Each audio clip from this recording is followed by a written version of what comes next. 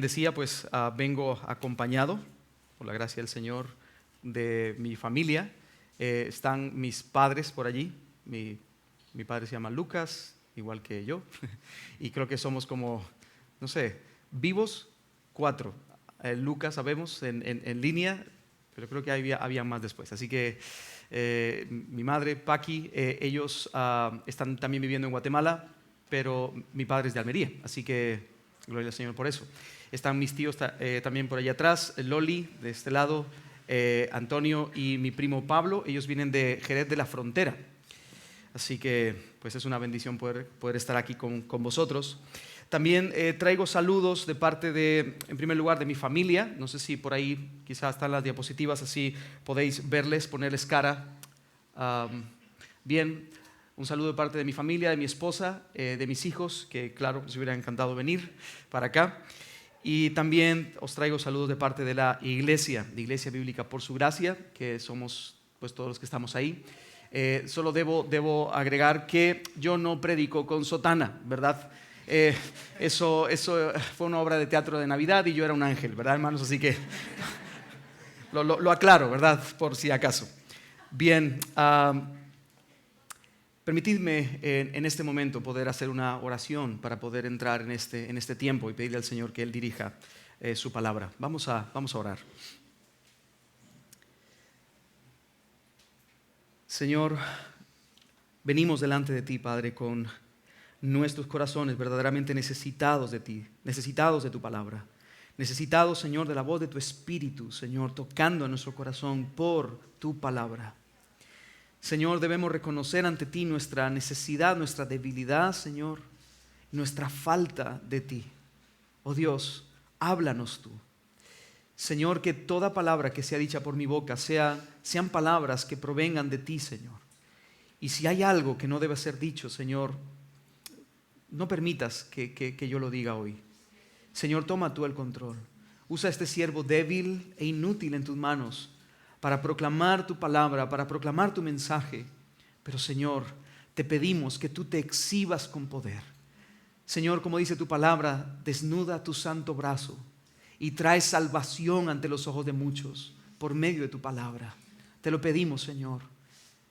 Yo pretendo simplemente predicar del púlpito al oído. Señor, lleva el mensaje del oído al corazón, para tu gloria y para el bien de tu pueblo. Te lo pedimos en el nombre de Jesús. Amén, amén. Bien, hermanos, el día de hoy quisiera que centráramos nuestra atención en uno de los temas que raras veces se tocan de forma aislada, un domingo por la mañana en una predicación pues dominical. Aunque sin dudas es uno de los temas más recurrentes, experimentados en nuestro diario vivir constantemente en la vida en la que cada uno de nosotros vivimos, y es el tema del sufrimiento, Y para poder abordar este tema, yo te invito a que puedas acompañarme a un texto que nos va a servir como base el día de hoy, que está en 2 de Corintios, capítulo 1, versos 3 al 7. 2 de Corintios, capítulo 1, versos 3 en adelante.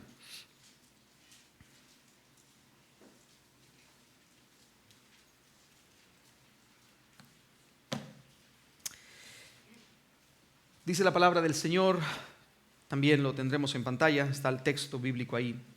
Bendito sea el Dios y Padre de nuestro Señor Jesucristo, Padre de misericordias y Dios de toda consolación, el cual nos consuela en todas nuestras tribulaciones, para que podamos también nosotros consolar a los que están en cualquier tribulación por medio de la consolación con que nosotros somos consolados por Dios.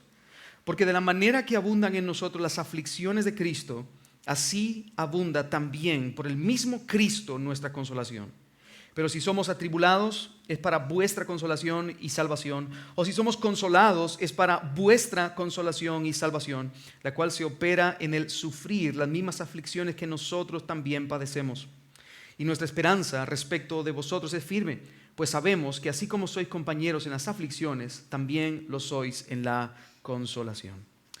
Bien, hermanos, este texto se encuentra en un contexto histórico muy particular dentro de la vida y ministerio del apóstol Pablo. Tanto el apóstol Pablo como sus colaboradores se encuentran en un momento de la historia experimentando una fuerte persecución por parte de Roma. De hecho, a lo largo de la historia de la primera iglesia o de la iglesia primitiva, nosotros vemos que eso fue algo recurrente. La persecución era constante, especialmente en los tiempos de Nerón y de Domiciano, que muchos historiadores los han catalogado como dos locos, megalómanos, con aires de grandeza, con deseos de adoración de parte de otros. Así que si el cristiano tomaba a Cristo como Señor de su vida, eso tenía una implicación muy potente y era la persecución de parte del Imperio Romano. Y obviamente el apóstol Pablo y sus colaboradores estaban siendo perseguidos en ese momento por predicar el Evangelio. Ahora, hermanos, nosotros en el tiempo en el que estamos viviendo hoy, especialmente en Occidente, ninguno hoy está padeciendo una persecución tan grande como la que ellos vivieron en aquella época. Quizá en Oriente la persecución es más intensa. Nosotros hoy en este tiempo tenemos seducción, distracción. En este contexto occidental es la forma en la que el enemigo ataca y nos empuja para caer diferentes tentaciones en nuestra vida. Pero a pesar de todo eso, a pesar de que la persecución, el sufrimiento por causa de la persecución no es el pan nuestro de cada día, bien podríamos tomar este texto y sacar algunos principios elementales que pueden ser aplicados para todos nosotros, especialmente en nuestro entendimiento de lo que debe ser el sufrimiento cristiano. Así que lo que voy a hacer es tratar algunas consideraciones tomadas de este texto y que con la ayuda del Señor podamos tener una mirada bíblica al sufrimiento. Ahora, hermanos, desde ya lo que quiero decir es que este tema puede ser muy profundo, muy largo y lo que yo quiero hacer es una mirada a vuelo de pájaro, ¿verdad? En primer lugar, la primera consideración que podemos notar en este texto, hermanos, es que contra todo pronóstico de lo que te puedan enseñar en otro tipo de iglesias raras, el sufrimiento en esta vida está asegurado para todos. Dice el apóstol Pablo en el verso 4, el cual nos consuela en todas nuestras tribulaciones. El cual nos consuela en todas nuestras tribulaciones. Hermano, no por ser cristiano dejarás de sufrir. Pablo era un hombre de fe, era un siervo de Dios. Él estaba dedicado a extender y proclamar el Evangelio de Jesucristo, el reino de Dios entre los gentiles. Él era un hombre que ninguno de nosotros puede pensar que carecía de respaldo divino. Al contrario, el respaldo del Señor estaba con él. Era un hombre respaldado por el Señor. Sin embargo, en ningún momento él estuvo libre de la tribulación, de la aflicción o del sufrimiento. ¿Me sigues hasta aquí, hermano? A diferencia entonces de lo que muchos movimientos cristianos, entre comillas, extraños el día de hoy pueden decir, ser cristiano no significa estar libre de sufrimiento, de dolor, tribulación, angustia, persecución, enfermedad. De hecho, Pablo lo deja muy claro un poco más adelante y quiero leer el verso 8, que no lo hemos leído todavía, pero lo quiero leer en la traducción al lenguaje actual. Y lo tenemos en la pantalla. Dice, hermanos en Cristo, queremos que conozcan, la Reina Valera dice, queremos que no ignoren los problemas y sufrimientos que tuvimos en la provincia de Asia. Fueron tan tremendos, dice Pablo, que casi no pudimos soportarlos. Y hasta creímos que íbamos a morir. En realidad, nos sentíamos como los condenados a muerte. Pero eso nos ayudó a confiar en Dios, que puede hacer que los muertos vuelvan a la vida, y a no confiar en nosotros mismos. Dios nos protegió de grandes peligros de muerte y confiamos en que Él nos seguirá cuidando y protegiendo. Ahora, puede ser, como dije al principio, que ninguno de nosotros experimente en este lado del mundo una persecución como la que ellos experimentaron en su vida. Pero yo estoy seguro, hermano, y voy a decir algunas cosas y yo espero que te sientas identificado con alguna de ellas. No es necesario que digas amén, solo que pienses. Pero estoy seguro que alguna vez habrás pasado por un momento difícil que te ha hecho sentir completamente solo. Estoy seguro que alguna vez habrás querido cambiar tu vida por la de alguien más en medio de un momento de dificultad. Estoy seguro que alguna vez habrás pasado por algún momento difícil que te ha provocado que disminuya tu deseo por reunirte con los hermanos en la fe, o que disminuya tu deseo por meditar en la enseñanza de la Escritura, o que ha disminuido tu deseo de orar, de comunicarte con el Señor. Estoy seguro que alguna vez habrás querido no tener que levantarte por la mañana debido a la dificultad que tenías que enfrentar. Estoy seguro que alguna vez habrás clamado pidiendo ayuda en medio de un momento de aflicción. Es más, estoy seguro de que alguna vez habrás experimentado dolor, desánimo, frustración, apatía, estrés, cansancio mental, cansancio emocional. Estoy seguro que alguna vez te habrás sentido solo en medio de una decisión importante que tomar. Hermano, si estás vivo y vives en este mundo, seguramente más de alguna vez, en mayor o menor medida, te habrá tocado ver cara a cara el sufrimiento. Seguro. Por eso, hermanos, este mensaje no es para 3 o 4 que están con un diagnóstico de hospital. Es para todos los que estamos aquí. Ahora, el sufrimiento está asegurado. ¿Por qué? Bueno, déjame recordarte el porqué con 4 elementos muy sencillos de recordar.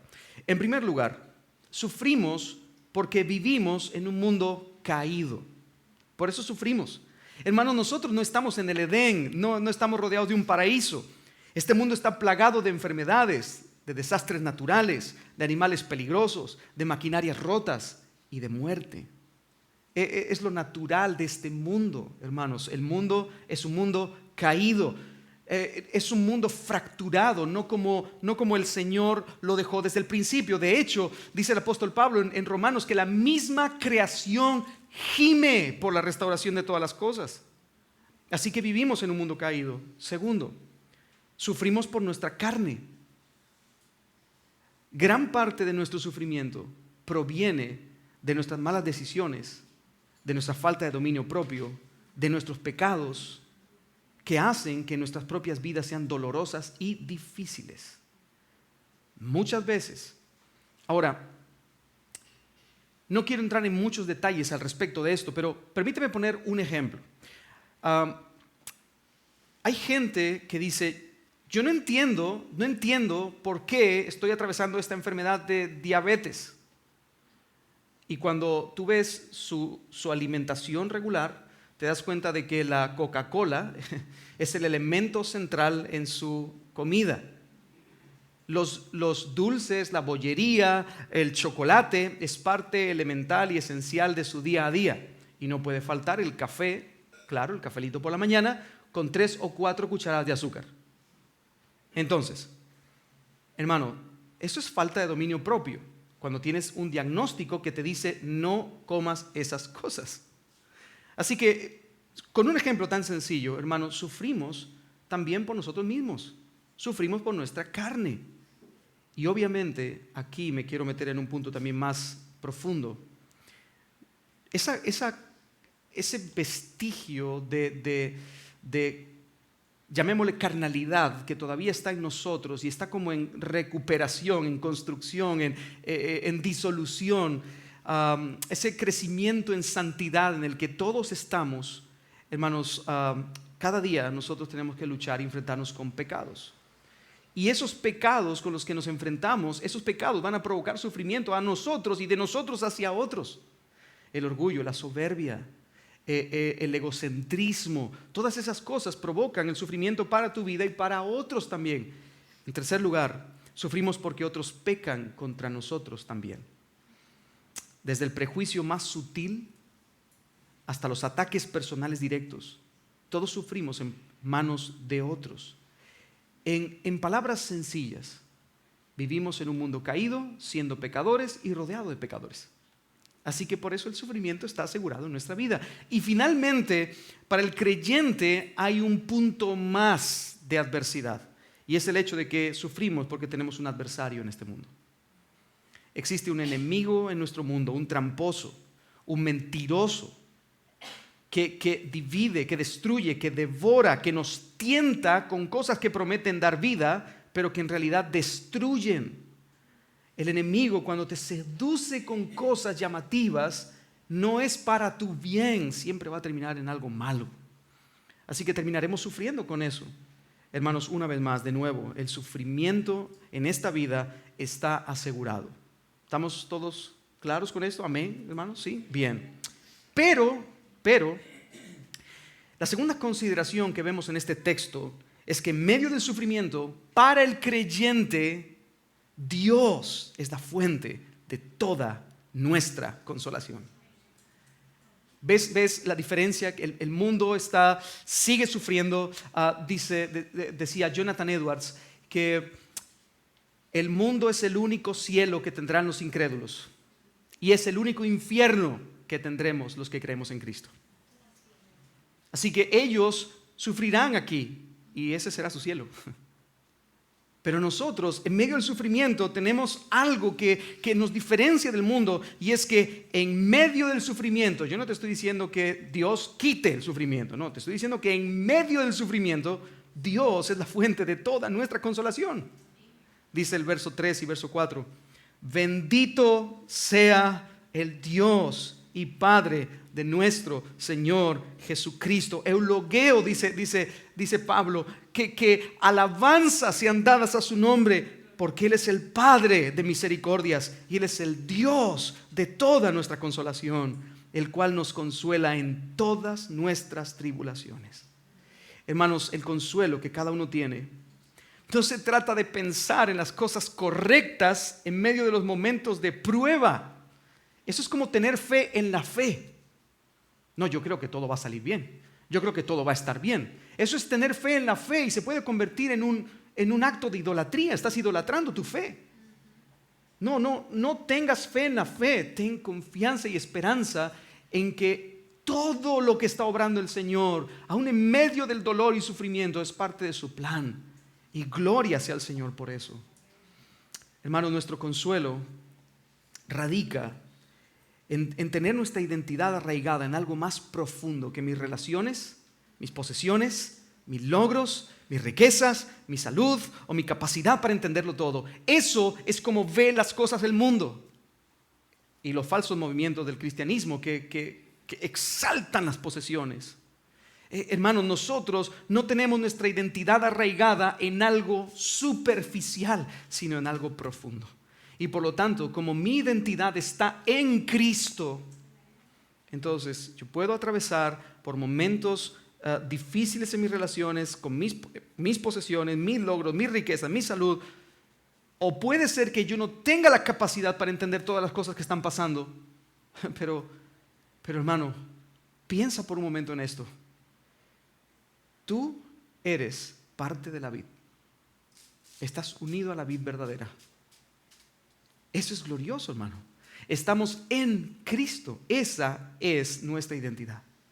Ahora, la consolación verdadera en medio de la aflicción se encuentra entonces en comprender que a pesar de la adversidad, tú te encuentras en el hueco de la mano de aquel que creó y gobierna todas las cosas de una manera sabia y santa.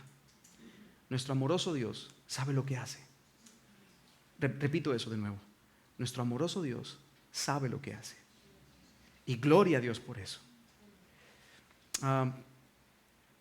Como el primer hijo en la casa, primero de 3 hermanos, yo siempre tenía el deseo de saber cuando nos montábamos en el coche a dónde íbamos, cuánto tiempo íbamos a tardar, si ya mero íbamos a llegar, pistas acerca del sitio y etcétera. Los que son primeros hijos sabrán a lo que me refiero. El asunto es que un padre que va guiando, que va conduciendo, no tendría por qué decirle a sus hijos hacia dónde los lleva. Y los hijos deberían de confiar en que sus padres saben hacia dónde van.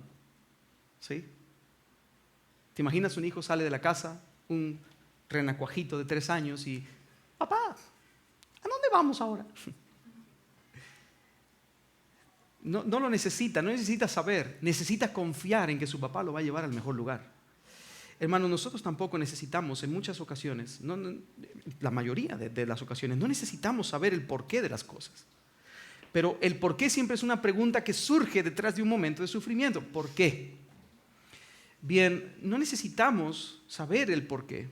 Necesitamos saber quién controla, quién maneja, quién es confiable en todo lo que hace. Y es el Señor. Nuestro Dios amoroso sabe lo que hace.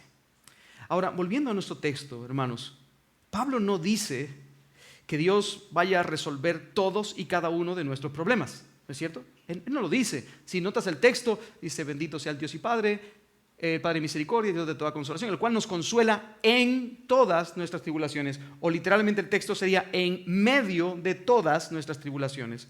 Hermano, tampoco dice el apóstol Pablo que en cada momento de aflicción solo tienes que creer que se te quita la aflicción y la aflicción se irá, o que tienes que hacer una oración o un tipo de declaración con tus labios para que la aflicción se vaya.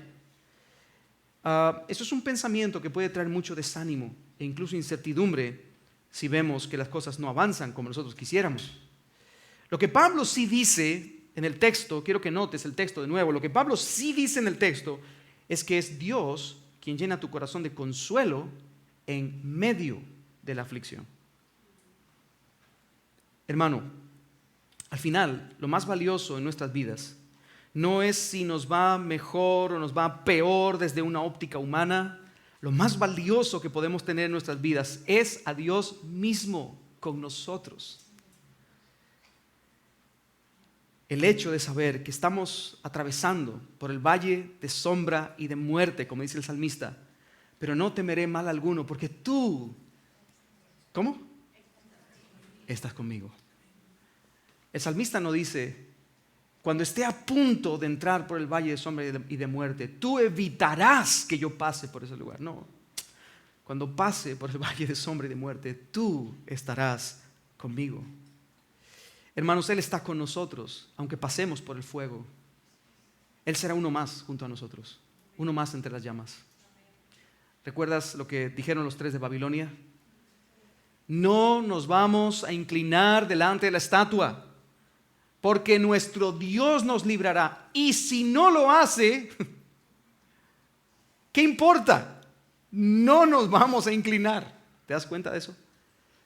O sea, yo confío que el Señor estará conmigo, aún me libre o no me libre de lo que bajo mi óptica sería lo mejor.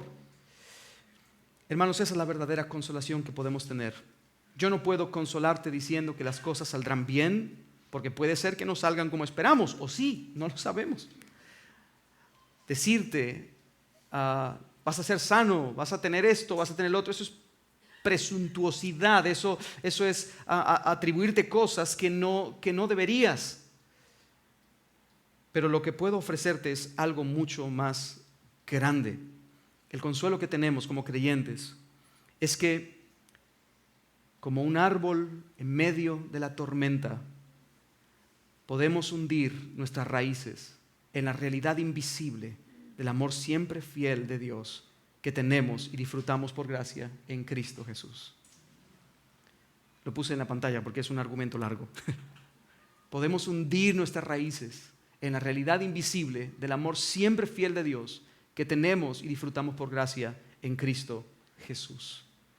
Y en esta última parte, que disfrutamos por gracia en Cristo Jesús, dice el apóstol Pablo en el verso 5, y permitidme usar de nuevo la traducción al lenguaje actual, no es mi versión predilecta, pero entiendo que en este texto en particular está mucho más apegado a lo que decía en el texto original. Dice: nosotros sufrimos mucho, dice Pablo, así como Cristo sufrió, pero también por medio de Él Dios nos consuela.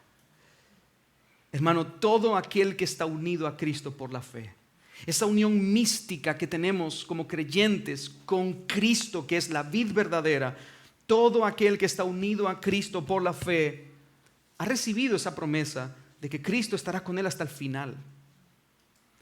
Ha recibido la promesa de que Cristo lo perfeccionará hasta el día postrero. Ha recibido la promesa de parte del Señor de que permaneceremos con Él, de que Él será nuestro buen pastor, de que Él nos tendrá en su mano y nadie nos arrebatará de su mano. Hermano, para el cristiano, Cristo es el gozo pleno del corazón. Nuestra esperanza no está en las cosas que vemos o las que no vemos. Nuestra esperanza en medio de la aflicción no se encuentra en que yo tenga un buen resultado del médico o no lo tenga. Mi esperanza en medio de la aflicción no es que yo tenga una mejor casa, un mejor vehículo, un mejor trabajo. La esperanza que el cristiano tiene en medio de la aflicción, la esperanza que tenemos, no es una esperanza que nos avergüence. Es una esperanza de gloria, de reivindicación junto a Cristo en el reino eterno. Hermanos, nosotros tenemos una esperanza cada día más creciente. Nosotros estamos gozosos en la esperanza y podemos entonces estar constantes y firmes en la tribulación. La esperanza del creyente no es autoconvencernos de que las cosas van a mejorar. Esa no es nuestra esperanza. La esperanza que tenemos es una persona, Cristo mismo. Él ya venció al mundo y por lo tanto, a pesar de las dificultades, podemos tener gozo en Él. Él es nuestro tesoro, Él es nuestro valor más preciado, Él es la perla de gran valor, Él es el deleite de nuestra alma, Él es el todo en nuestra vida. Lo tenga todo, lo pierda todo, Él significa todo para mí. Mira lo que dice Pablo en Filipenses 4:4. Dice, antes de leer el texto, Pablo estaba en un chalet, con piscina, claro, con aire acondicionado, todo fresquito, ¿verdad? Pablo estaba como él dice al final de la carta, él estaba en la casa del César. Él estaba en prisión, estaba encarcelado por causa del evangelio de Cristo, injustamente, atado en el cepo, hundido quizá en alguna mazmorra, no sé, no lo sabemos. Pero él dice, regocijaos en el Señor siempre. Otra vez digo, regocijaos. Ahora, si te das cuenta del texto, el regocijo del que está hablando Pablo aquí es precisamente la respuesta al sufrimiento. Pues de eso está hablando en esta sección. Es como si dijera, hermano, solo me queda deciros una cosa, que en medio de cualquier circunstancia os llenéis de gozo. ¿Sí? ¿Notas eso? Ok, ahora mira lo siguiente. No se trata de ser simplemente felices y saltar de alegría en un pie como si fuéramos unos locos. Uy, qué alegre la vida, ¿verdad? No somos el club de los Teletubbies. No somos una especie de generación sin sentido que está dispuesta a sufrir y lo que venga y con la alegría. No, cuidado. La alegría que Pablo nos presenta aquí, el gozo, el motivo, el objetivo de nuestro gozo es Cristo mismo. ¿Te das cuenta que dice regocijaos en el Señor? No dicen cualquier cosa, no dicen el mundo, no dicen regocíjate por lo que sea, regocíjate en el Señor. No en que las cosas van a mejorar o que las cosas van a cambiar, sino en el Señor. Hermanos, cuando nuestra mente está cautivada por la belleza de Cristo, por su esplendor y por su gracia, nuestro corazón puede ser y es consolado por el Padre.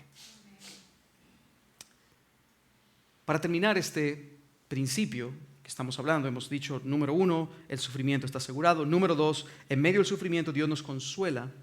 Pero para terminar este principio, hay al menos 3 convicciones sobre Dios que deben gobernar nuestro pensamiento, sobre ese Dios que nos consuela. Porque no habrá consuelo si primero yo no conozco al Dios que consuela. Entonces hay 3 convicciones que yo tengo que tener por seguras en medio de mi caminar cristiano. En primer lugar, hermanos, Dios es soberano. Este es probablemente uno de los clichés evangélicos que más se suelen escuchar. Bueno, es que Dios tiene el control.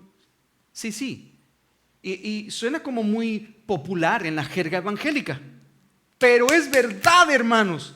Y tenemos que apretar en esta tuerca. Hermanos, Dios es soberano. Nuestro bendito Dios propicia, decreta, controla y utiliza todas las cosas, incluyendo el sufrimiento, para su propia gloria y para nuestro bien, para el bien de su pueblo. Él es el Dios soberano que gobierna todo y a todos, y nunca jamás se nos debe pasar por la mente ni un solo minuto de nuestra existencia. Jamás de los jamases se debería pasar por nuestra mente el hecho de que a Dios se le está escapando algo, o que a Dios hay algo que se le está saliendo de las manos. Eso sería una increíble herejía. De hecho, el momento más oscuro y terrible que ha vivido la historia de la humanidad, aún ese momento estaba en las manos de Dios. Hechos 4, 27 al 28 dice: porque verdaderamente se unieron en esta ciudad contra tu santo Hijo Jesús, a quien ungiste. Herodes se unió con Poncio Pilato, con los gentiles y todo el pueblo de Israel. Estamos hablando de la escena donde ellos mataron a Cristo, ¿no es cierto? Herodes, Poncio Pilato, los gentiles, el pueblo de Israel. Este es un terrible acontecimiento. Es el momento más oscuro de la humanidad. Asesinaron al dador de la vida. Asesinaron al hombre más inocente que ha pisado el planeta, de la forma más injusta posible y con el asesinato más cruento posible. Y sin embargo, mira lo que dice después. Se unieron ellos para hacer cuanto tu mano y tu consejo habían antes determinado que sucediera. Todo está en las manos del Señor. Todo. Ahora, hermanos, en la mente humana, en nuestra mente, por todo el marco de referencia que tenemos, cada uno de nosotros tiene una cultura personal, un marco de referencia mental, y por ese marco de referencia que tenemos, donde los gobiernos son malvados, los reyes autoritativos han dirigido el mundo con tiranía. Cuando vemos eso y tenemos eso en nuestro corazón, tenemos la tendencia a pensar, y muchas veces sin querer queriendo, tenemos la tendencia a pensar que ese Dios soberano que gobierna todo de acuerdo con su plan resultará siendo un poquito tirano también. Y hermano, no es un pensamiento que lo digamos con nuestra boca, pero sí en muchas ocasiones lo creemos con el corazón. Como si Dios fuera a hacer lo que le da la gana y punto, y tú tienes que hacer caso y agachar la mirada y decir, bueno, eso es cinismo, eso es ser cínico. El venir y decir, bueno, si Dios va a obrar de la forma en la que Él quiere, pues bueno, yo tengo que aguantar y los palos que vengan, y bueno, Dios es soberano. Eso es cinismo desarrollado gracias al pensamiento que tenemos relacionado a los gobernantes que gobiernan mal. Hermanos, aunque Dios es soberano y Dios hace lo que le place, podemos decir de Él una segunda cosa que debe afinar nuestro corazón y nuestro entendimiento de lo que es el sufrimiento. En segundo lugar, Dios es soberano, pero Él es bueno. Él es un soberano bueno. Dice Salmos 34, 8 al 10. Gustad y ved que es bueno Jehová. Dichoso el hombre que confía en Él. Temed a Jehová vosotros sus santos, pues nada falta a los que le temen. Los leoncillos necesitan y tienen hambre, pero los que buscan a Jehová no tendrán falta de ningún bien. Hermanos, Dios es bueno. Gustemos y veamos su bondad. Él es el Dios soberano que es bueno. Jamás se nos olvide eso. Nahum capítulo 1 verso 7, de la misma forma, Jehová es bueno. ¿Y qué más? Fortaleza en el día de la angustia, y Él conoce a los que en Él confían. Hermanos, tenemos un Dios que es bueno. Primera de Crónicas 16:34. Aclamen al Señor, aclámenle porque Él es bueno, porque su misericordia es eterna. Hermanos, yo creo que me faltaría mucho tiempo hoy para tocar todos y cada uno de los textos bíblicos que hablan acerca de la bondad del Señor, pero confiad en mí, por favor, hay muchos. Hay muchos. Dios es bueno, Dios es bueno. Y por lo tanto, Él va a llevar a cabo el glorioso bien de dar gloria a su nombre y el glorioso bien de traer bien a su pueblo. Siempre, siempre. En tercer lugar, lo tercero que debemos ver en cuanto a Dios, o tenemos que tener por seguro, es que en medio de todas estas cosas, Dios es soberano, Él es bueno y Él tiene un propósito para todo. Dios tiene propósitos para todo. Dios puede usar el sufrimiento en nuestras vidas para distintas cosas.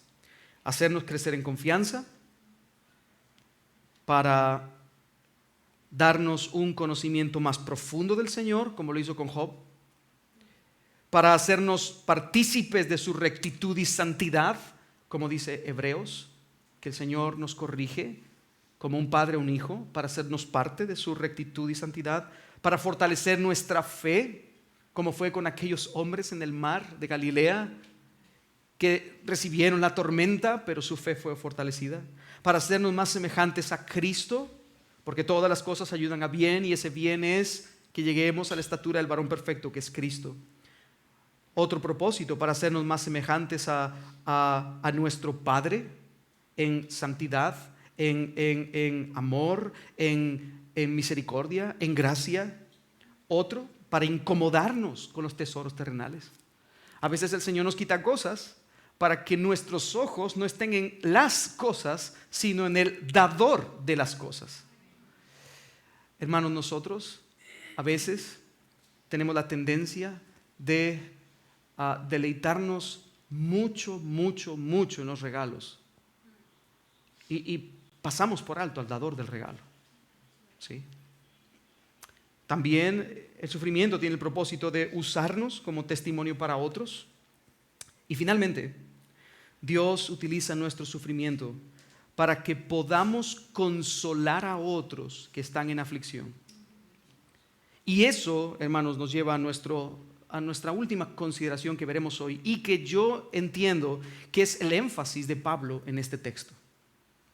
En tercer lugar, la tercera consideración: la consolación que hemos recibido del Señor tiene una perspectiva de ministerio. La consolación tiene una perspectiva de ministerio. Ahora, antes de leer el texto, permitidme solo hacer una observación.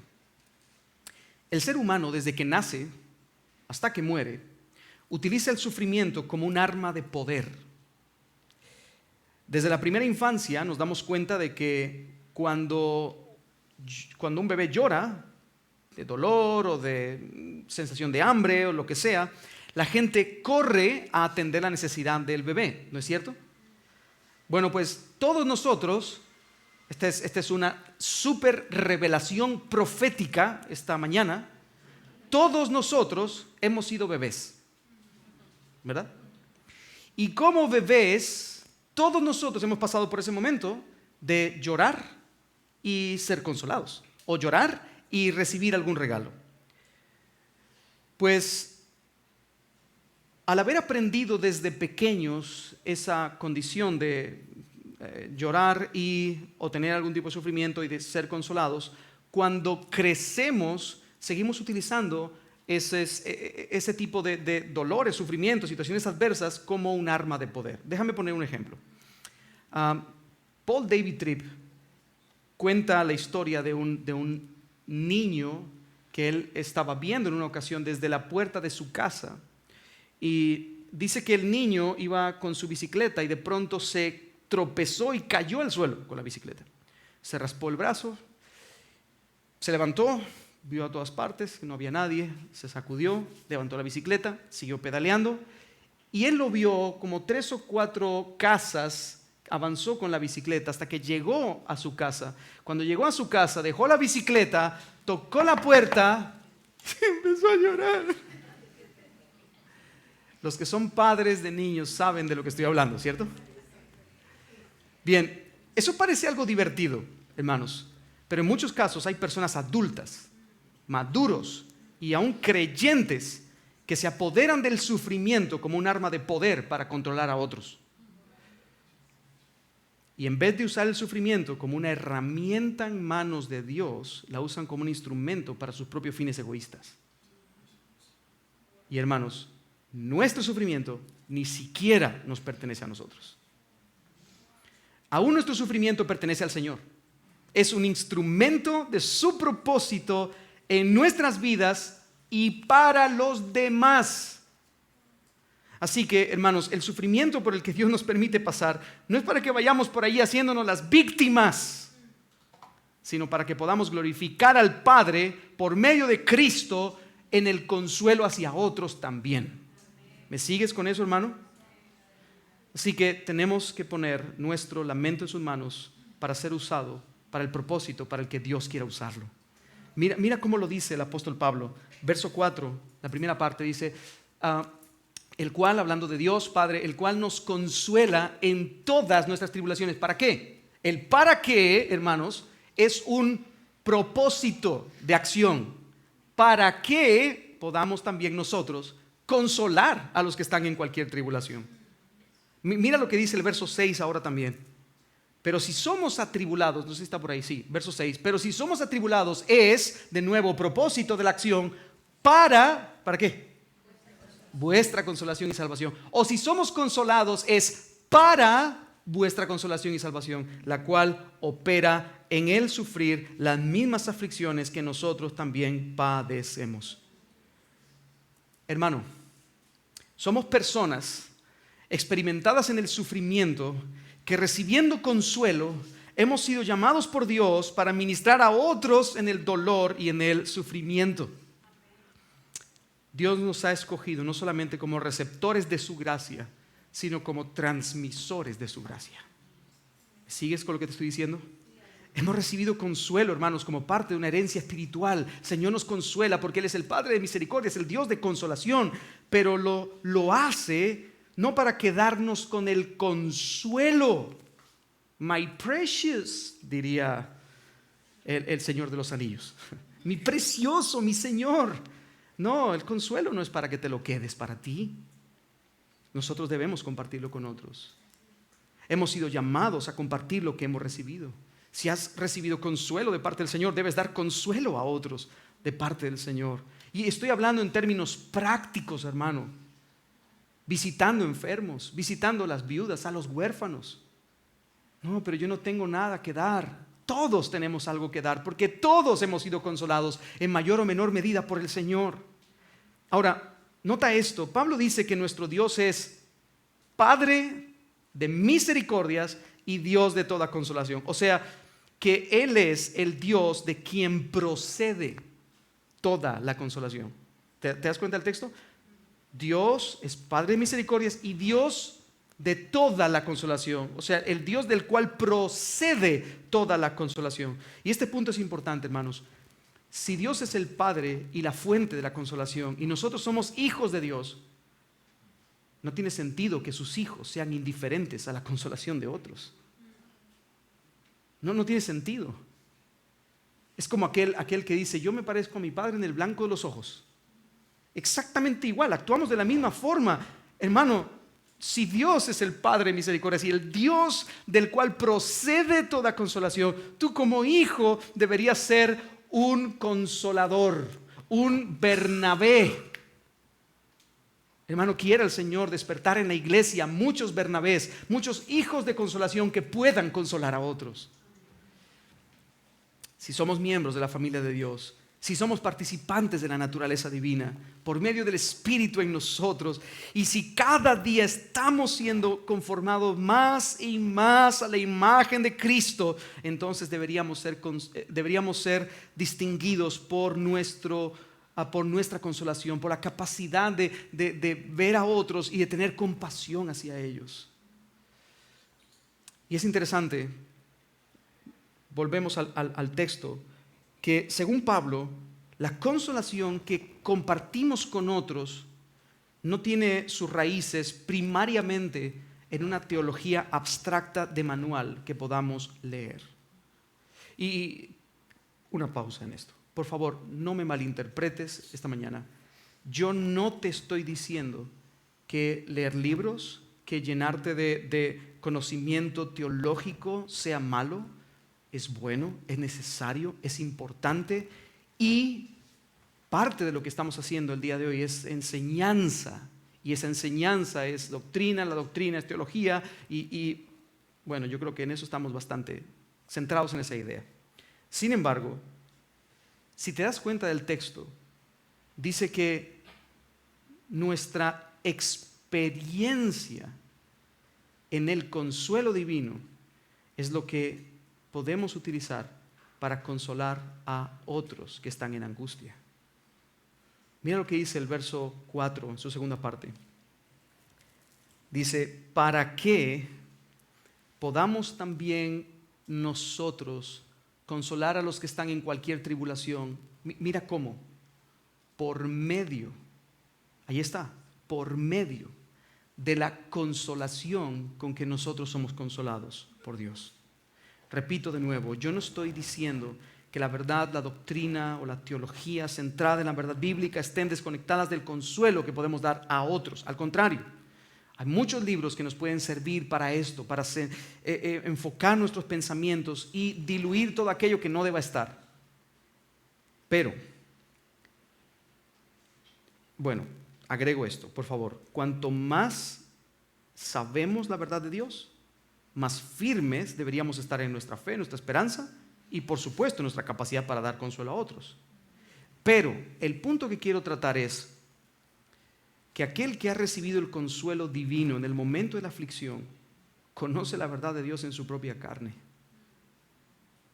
Alguien que ha experimentado la bondad de Dios en medio de la aflicción no necesita leerse un libro sobre la bondad de Dios en medio de la aflicción para saber que Dios es bueno en medio de la aflicción. Es algo que experimentamos en nuestra vida.